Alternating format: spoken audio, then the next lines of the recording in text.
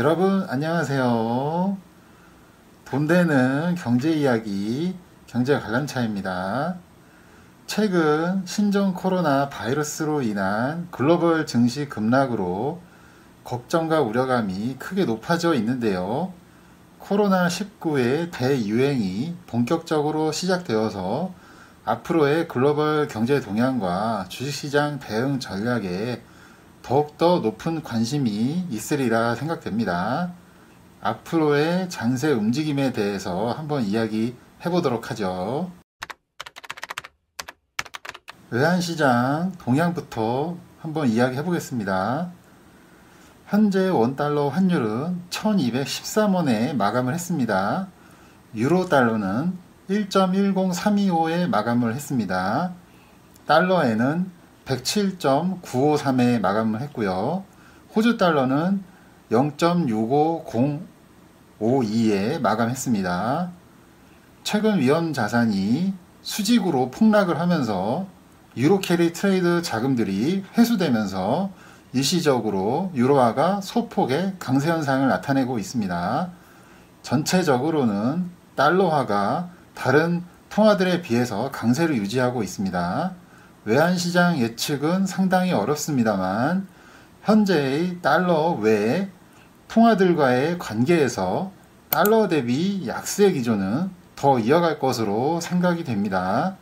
전 세계적인 저금리 환경과 저성장, 낮은 인플레이션 때문에 트렌드를 바꿀 만한 어떤 명확한 무언가가 발생하지 않는다면 현 기조가 유지된다고 보는 게 맞겠죠. 원달러는 그래서 1200원과 1300원 사이에서 당분간 치열한 롱숏 전투가 전개될 거라고 봅니다.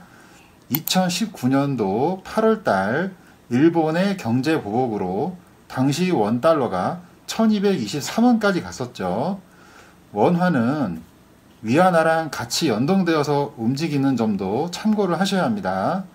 신종 코로나 바이러스의 대유행이 시작되면서 먼저 충격을 받은 중국은 올해 상당 수준의 경기 부양이 필요한 상황이고요. 이로 인해서 통화정책이 단기적으로 위안화의 일시적인 약세가 나타날 것이므로 1200원 선 아래로 강하게 내려가기는 당분간 매우 어려울 것이라고 봅니다. 원자재 시장에서 대표되는 금과 구리, 원유를 보면은 금은 강세, 구리와 원유는 약세 흐름을 나타내고 있죠.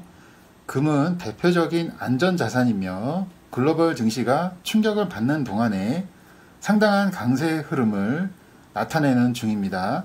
저는 개인적으로 금의 강세가 조금 더 이어지다가 차츰차츰 안정되는 모양새를 예상하고 있습니다. 금은 2011년도에 고점을 찍고 그 후로 달러 강세가 본격화하면서 약세로 반전했죠. 금의 기화는 2019년도부터 시작됐는데 무려 5년 동안 하단 영역에서 힘을 비축했습니다. 일반적으로 주식 같으면 5년간의 에너지 응축은 그 다음 발산 과정에서 엄청난 폭발력을 보여주죠. 하지만 금은 주식과는 다르기 때문에 5년간의 에너지 응축 과정이 1차 과정이라면 앞으로 1500과 1700달러 영역에서의 응축 과정은 2차 과정으로 보시는 게 어떨까 싶네요. 몇 년이 걸릴지는 저도 모르지만 5년간 힘을 쌓았던 1차 과정보다는 기간이 짧을 것으로 예상해 봅니다. 구리와 원유는 시간 관계상 다음 기회에 다루도록 하고요. 저는 이번 폭락장을 보면서 일부 비관론자들이 말하는 그런 그림은 말이 안 된다고 생각합니다. 코스피가 1700선까지 내려간다는 둥, 다우 지수가 22000선까지 밀릴 거라는 둥 상당히 비관적인 전망들이 요새 기원하고 있던데 이런 전망들은 너무 터무니가 없네요. 아까 앞에서 말한 환율 전망에서 2019년 일본의 경제보복 발생 시점을 확인해 보시면 당시 고점이 1223원이었습니다. 그 당시 코스피 지수는 1891.81 최저치를 찍었고요. 시총 상위 종목들을 그때와 지금을 한번 비교해 보시면 답이 바로 나올 겁니다. 삼성전자나 SK하이닉스, 삼성 SDI, LG화학, 네이버, 카카오 같은 성장주들 보시면 어떤가요? 그래서 이번 급락 파동에서 겁이 나서 이런 대표주들을 던진 분들은 다시 사야 할 시기라고 저는 생각을 합니다. 제가 예전에 말한 영상에서 코스피 대표 성장 주도주들을 장기적으로 길게 보고 비중을 늘려나가야 한다고 했죠.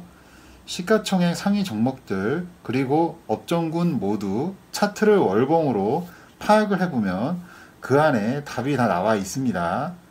지금 지수가 10% 이상 단기 폭락을 했는데 너무 겁이 나고 더 빠지면 어떡하지?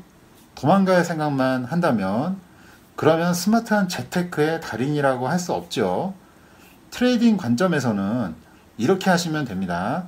제가 말하는 새로운 성장 기대 업종군에 속하는 대표 주도주들 그리고 과거의 영광을 누렸던 업종군들의 종목들로 나누어서 앞으로 이 조정을 잘 이겨내고 다시 증시가 도약을 할 때 이들이 순환하면서 시장을 끌어올리는지를 한번 보시기 바랍니다. 지수 대응 전략에 대해서는 현재 2월달 선물 미결제 약정 차트를 보시면 고점에서 2월 말까지 시장이 급락하면서 미결제 역시 증가하는 모습이죠.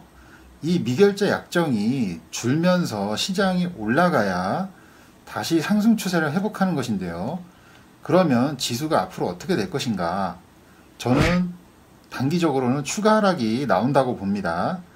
하지만 그 자리는 좋은 주식들을 사야 할 자리이지 같이 매도로 동참해야 하는 자리가 아니죠. 앞으로 일부 대형주들이 장중에 마이너스 7%, 마이너스 5% 이상 단기 급락하는 공포장세가 연출될 수도 있습니다.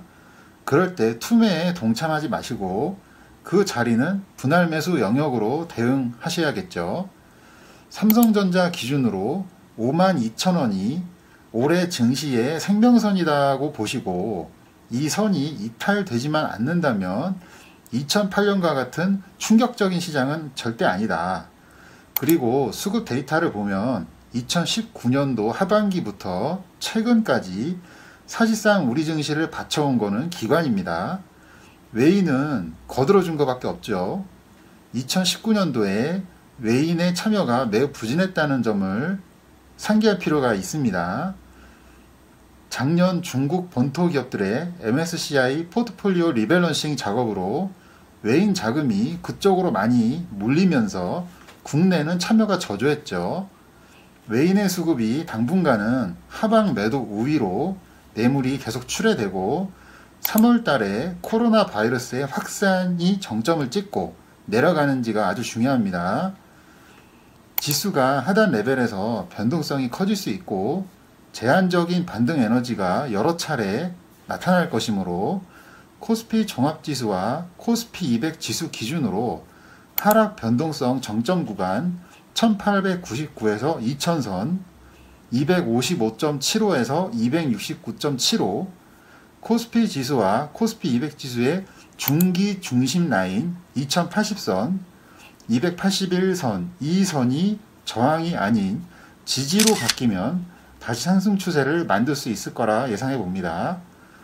선물 옵션을 하시는 분들은 변동성을 잘 활용하시되 역방향에 잘못 걸리면 크게 당할 수 있으니 이 점을 주의하시고요. 이상 개인적인 전망과 대응 기준이었고요. 지수 전망과 대응 전략은 여기서 마무리하도록 하죠. 그럼 영상은 여기서 마치도록 하겠습니다. 시청해 주셔서 감사합니다.